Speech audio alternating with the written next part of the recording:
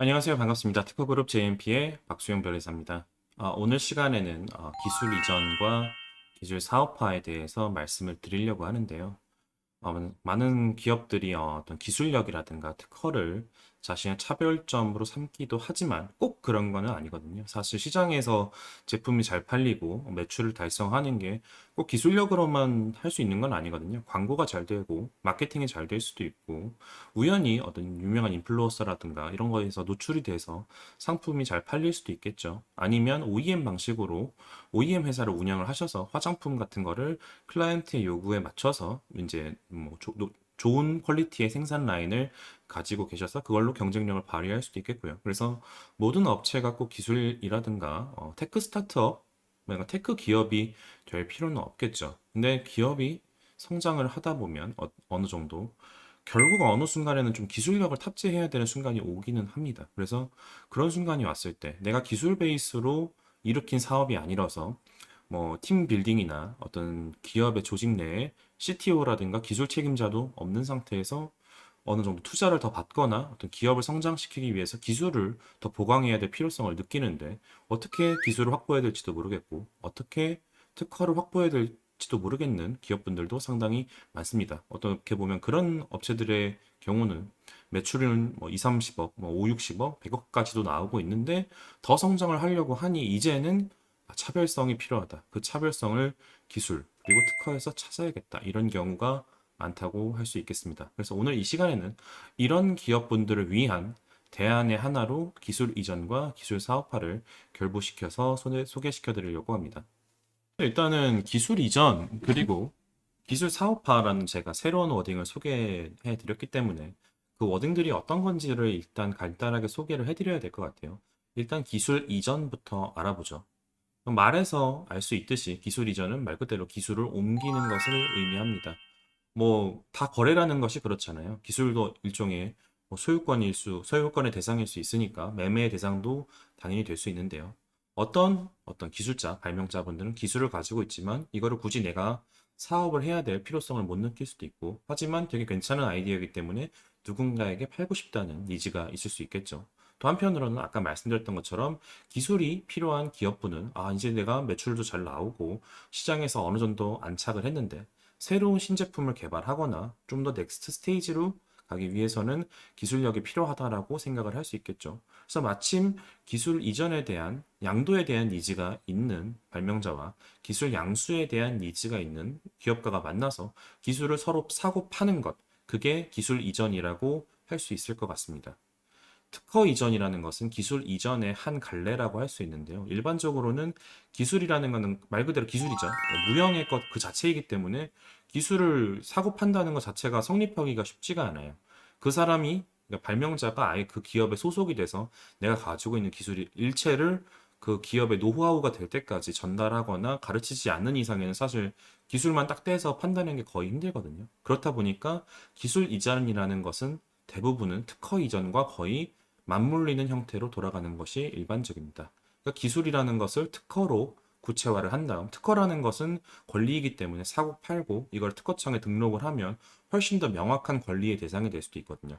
그리고 특허라는 것은 아시다시피 독점 메타권이니까 특허권을 양수받으면 이 기술 영역을 다른 사람들이 침범하지 못하는 안전한 영역이 된다는 의미도 포함되어 있기 때문에 기술 이전에 있어서 특허 이전은 어떻게 보면 필수 불가결하다고 할 수 있을 것 같습니다. 이제 기술 이전은 알았으니까 다음은 기술 사업화를 이야기해 보죠. 그럼 기술 사업화라는 것은 무엇이냐? 기술 사업화라는 것은 말이 그렇듯 기술 이전을 해와서 내가 기술이 생겼는데 이거를 그냥 썩히는 게 아니라 이걸 사업에 반영을 시켜야겠죠. 새로운 제품에 반영을 해야겠죠. 근데 이제 기술을 사왔다고 해서 그냥 끝나는 게 아니라 그걸 반영을 하려고 하다 보면 또 새로운 난관에 부닥칠 수밖에 없기 때문에 이거를 서포팅하는 과제를 기술 사업화라고 말합니다. 그래서 일반적으로는 기술 이전의 다음 단계로 붙는 게 일반적이고요. 기술 이전해와서 특허를 내가 사왔는데 이걸 그냥 묵히는 것이 아니라 새로운 제품에 반영될 수 있게끔 뭐 정부 자금을 받아서 그 사업비를 가지고 그거를 사업화 과제로서 처리를 할 수도 있고 아니면 그냥 기업 내부적으로 새로운 R&D 팀에 그 기술 이전해 주신 분을 고문으로 모신다거나 그래서 그걸 제품에 반영하기 위해서는 결국 그 발명자 분에게 또 기술 이전과는 별도로 뭐 고문이라든가 이런 걸로 인건비가 나갈 수도 있겠죠. 그런 방식의 일체를 기술 사업화라고 할 수 있을 것 같습니다. 이렇게 말씀드린 바와 같이 뭐 기술 이전이든 기술 사업화든 기술을 파는 쪽과 사는 쪽 두 가지의 측면이 있을 수 있겠는데요. 오늘은 주로 기업 입장에서 내가 기술이 필요할 때 어떤 식으로 기술을 사올 거고 이걸 어떻게 기술 사업화를 할 수 있을지, 그래서 어떻게 하면 최대한 기업이 최대 이득을 볼 수 있는지에 대해서 말씀을 드리려고 합니다. 일단은 어떤 사업체가 어느 정도 성장을 했다면 뭐 주력 상품이 있을 것이고 그 상품에 해당하는 기술 영역이 있겠죠. 근데 일단은 기술력이 없이도 제품이 잘 팔리고 있었는데 마케팅 등의 방식으로 분명히 어느 경쟁사는 거기 플러스 기술을 해서 파는 업체들이 있을 거예요. 뭐 화장품 같은 게 대표적이겠죠. 그냥 화장품 같은 거에 뭐 인플루언서 마케팅이나 어떤 뭐 광고 매체 등이나 뭐 어떤 판매 루트를 개척해서 잘 파셨는데 뭐 경쟁사는 이를테면 뭐 안티 뭐 링클 주름 개선이라든가 미백 같은 어떤 효과가 있는 되게 좋은 물질들을 더 포함해서 팔고 있다고 하면 장기적으로는 결국 기능성이 있는 화장품을 이겨내기는 힘들 거잖아요. 그런데 내 화장품에는 이렇다 할 기술적인 코드가 없다고 했을 때, 아, 그럼 기업 입장에서는, 아, 이제 우리 화장품에도 새로운 기술을 녹여내야겠다. 직접적으로 뭐 전달력이 좋아지고, 뭐 피부 노화가 방지되고, 피부 미백이 되는 대표적인 화장품의 스킨케어류 화장품의 기능 등이죠. 이거를 얹으면서도 경쟁사와는 다른 기술을 하고 싶다. 근데 우리는 개발팀도 없고 어떻게 해야 될지 모르겠다라는 상황이 될 수 있겠습니다. 자, 그러면 이제 기업이 기술 이전에 대한 니즈가 확실해진 상황에서 이제 분야를 정해야겠죠. 내가 뭐 미백, 피부 미백이든 노화 방지든 이런 기능을 가진 화장품을 만들고 싶다고 하면 일단 그 기술을 갖고 있지만 지금 실제로 자기가 사업을 하고 있지 않은 기술만 가지고 있는 사람들을 발굴해야 할 거예요. 그런 사람들이 주로 어디에 있을까요? 일반적으로 사업자가 자기 기술을 팔아넘기는 경우는 거의 없다고 해도 과언이 아닙니다.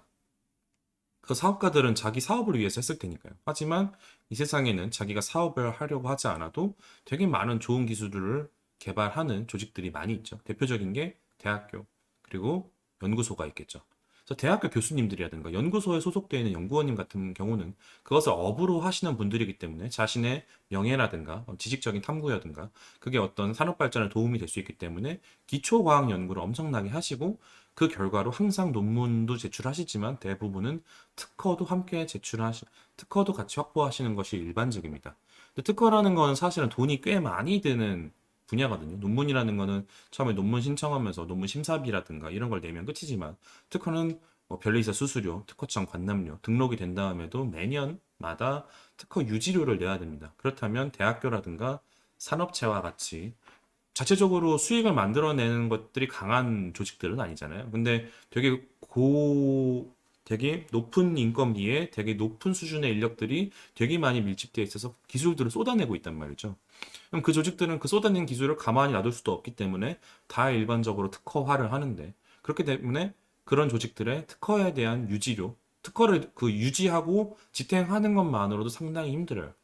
그래서 그런 조직들은 어떤 니즈가 있느냐? 이 우리를 무겁게 하는 이 특허를 최대한 빨리 팔고 싶다. 누가 수요처가 있는 사람한테 팔고 싶다라는 니즈가 강하게 될 수밖에 없습니다. 그렇다면 우리 기업분들은 어떻게 하셔야 되느냐? 내 기술 이전에 대한 니즈가 있다.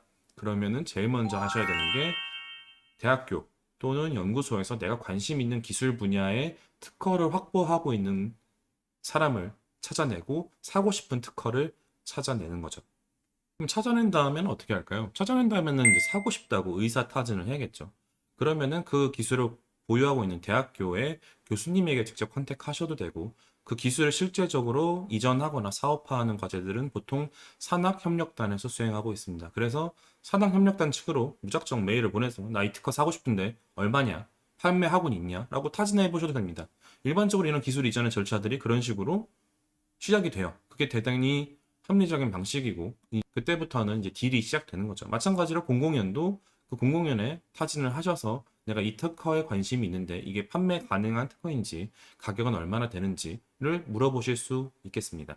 그런데 사실 어떻게 보면 그동안 기술이라든가 특허에 관심이 하나도 없는 조직에서 갑자기 이렇게 특허를 발굴해서 컨택을 하고 내가 이걸 사고 싶은 건지를 확인하는 것 자체가 상당히 부담이거든요. 그러니까 그렇다 보니까 일반적으로 이런 분야는 저와 같이 이 기술 이전을 주로 하고 있는 변리사한테 의뢰를 해서 발굴을 하실 수도 있고, 또는 정부 기관 중에 이런 기술 이전에 관련된 사업을 진행하고 있는 어떤 기관들이 많이 있습니다.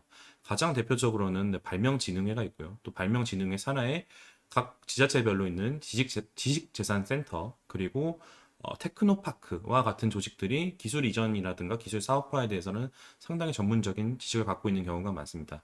그래서 일단은 사실은 내가 어떤 기술을 사고 싶은지를 특정을 해야만 이게 시작되는 거기 때문에, 사실은 어느 정도 니즈가 있으시다면 사실은 저와 같은 변리사에게 문의를 하시거나, 아니면 발명진흥회, 아니면 테크노파크와 같은 데 관련 사업들을 통해 타진하시면서 내가 매입하고 싶은, 내가 기술 이전을 받고 싶은 특허들을 발굴하는 게 사실은 합리적인 접근이라고 할 수 있겠죠.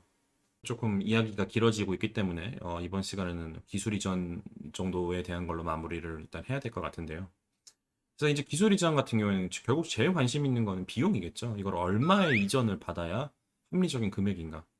근데 사실 어떻게 보면 좋은지 슬픈지는 잘 모르겠지만, 대한민국의 특허의 가치가 엄청 높지는 않은 게 사실입니다. 왜냐하면 특허라는 게 결국 그 시장에서 특허가 되게 많은 가치를 창출할 수 있어야 되고, 뭐 소송을 걸었을 때뭐 수억씩 뽑아낼 수 있어요. 그 특허도 수억의 가치를 할 건데, 안타깝게도 우리나라에서 특허를 가지고 소송을 했을 때 높은 손해배상액을 받아내는 것이 쉽지는 않습니다. 그렇다 보니까 대부분 특허의 액수는 사실 괜찮은 특허여야 억을 넘어갈 수 있고요. 대부분의 경우에는 수천만 원대, 뭐 실질적으로는 1,000만 원 정도만 돼도 나쁜 가격은 아니라고 말할 수 있을 것 같습니다. 그래서 근데 사실은 이 특허라는 것도 뭐 그렇듯이 이 가격을 정량화하는 게 쉽지는 않습니다. 그래서 기술가치 평가라든가 이런 어떤 공식적인 기술가치 평가를 통해서 특허의 액수를 뽑아내야 되는데, 저도 이제 기술가치 평가사고 CJ 제일제당에 있을 때부터 다양한 건들의 기술가치 평가를 했습니다만, 기술가치 평가를 하는 것도 돈이 들어요. 근데 내가 만약에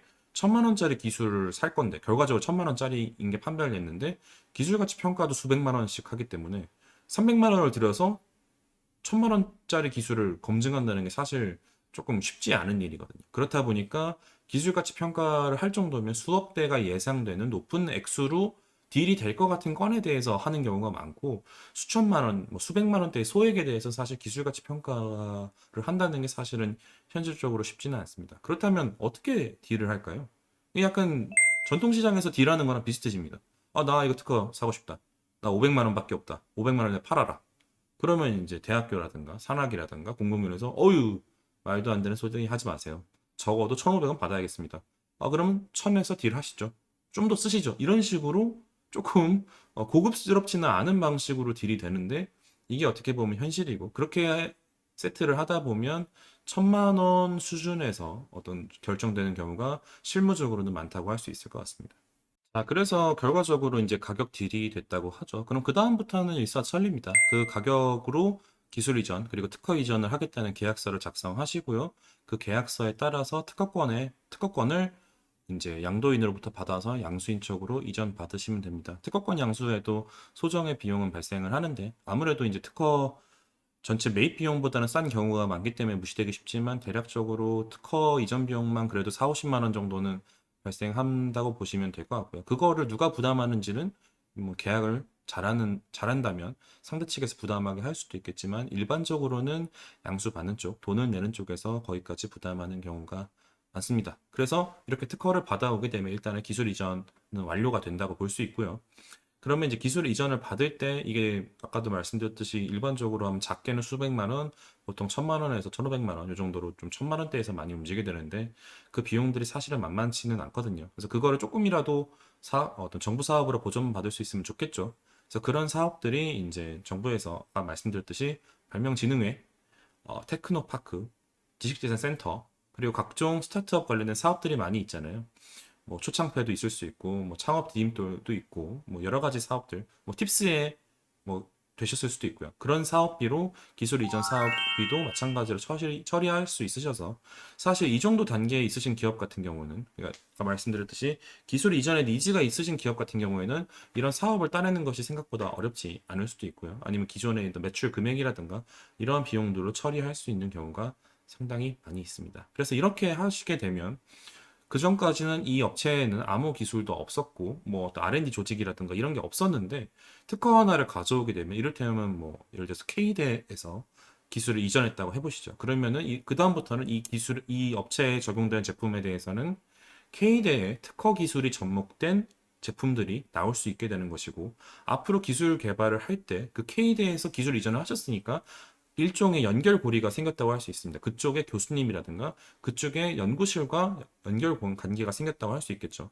그렇다면 앞으로 향후 정부 R&D 프로젝트라든가 아니면은 기업에서 자체적으로 고문으로 모실 수도 있겠고요. 그 기술 이전이라는 계기를 통해서 특허만 사온다고 끝이 아니라 어떤 새로운 R&D 조직이라든가 전문가를 만나서 우리 기업을 위한 제품을 개발할 수 있도록 하는 어떤 인간적인 네트워크를 키울 수 있는 계기가 되는 것이 사실은 기술 이전에 있어서 가장 중요한 니즈고, 대부분의 업체분들도 특허를 사오는 것 자체가 중요하기보다는 특허는 일종의 그냥 마케팅 수단으로 사용하고 싶으신 분들이 많고요. 사실 진짜 원하는 거는 기술력도 전문가도 없는 게 좀 아쉬운 우리 기업의 되게 전문적인 레벨의 교수님, 박사님, 연구소장, 뭐 연구원과 같은 분들을 모시거나 그와 관련된 전문가들을 섭외해서 우리 조직을 위한 R&D 역량을 부스팅할 수 있는 되게 좋은 계기가 돼준다는 것이죠. 그래서 사실 이러한 차원에서도 기술 이전은 어느 정도 단계에